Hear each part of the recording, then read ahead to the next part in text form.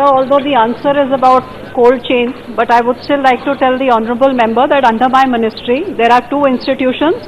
One is NIFTM, National Institution of Food Processing Technology, Entrepreneurship and Management, the only one of its kind, which is in Kundli in Haryana. The second one is Indian Institute of Food Processing Technology, which is in Thanjavur in Tamil Nadu.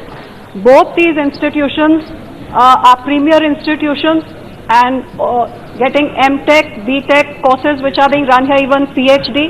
And I'm happy to say that all the students that pass out, there's 100% placement because of the kind of quality education which is being done over there.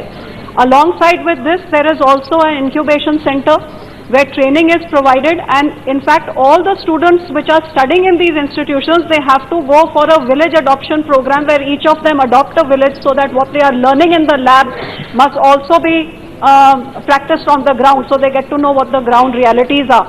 So along with the incubation centers, which there's an outreach in Bathinda, there's one in Assam.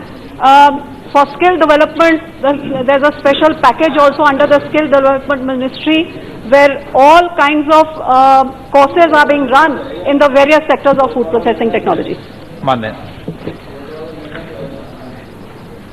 Sir, I would like to ask Honorable Minister, Mega Food Park scheme requires minimum of 50 acres and it does not promote smaller or individual food processing and preservation unit. The Committee on Doubling Farmers' Income in its report in August 2017 recommended establishment of processing and value addition units at strategic level. I would like to ask what steps have been taken by the government to implement the recommendation of the committee to expand the cold chain infrastructure. So the honorable member is correct that when our government inherited this ministry, there were only two schemes. One was the Mega Food Park scheme, which 50 acres of land was required, and the second was the cold chain scheme.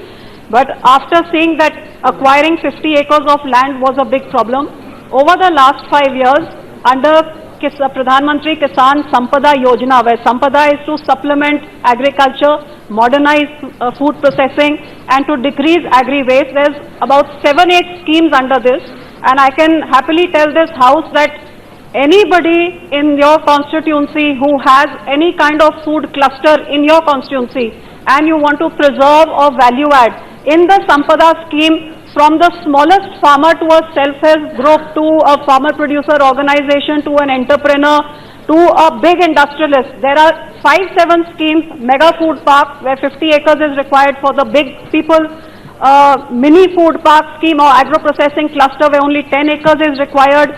Also, we give a grant for people who want to set up units inside these food parks. That's for the unit scheme. So like the honorable member was saying, there's nothing to encourage units. We give a grant for people to put up units. There's also a backward and forward linkage scheme, which is if a farmer wants to now start agro-processing, so to link up, he can take a grant.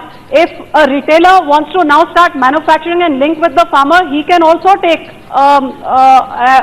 a subsidy and work towards. And if there's a processor who now wants to start growing and start selling, so in the entire value chain, anybody who wants to promote processing, there's some scheme which is available for all. They're all on the website, and I would be happy to assist you. I would also like to tell this house that I think on Friday, from 1 o'clock till 2 o'clock here in the Annex C, my ministry is holding a special session for the parliamentarians regarding World Food India 2019, but in that all the schemes are also going to be discussed. So any member who is interested in value adding to something which is being grown or which is getting wasted, they're most welcome to attend and most welcome to ask questions as well.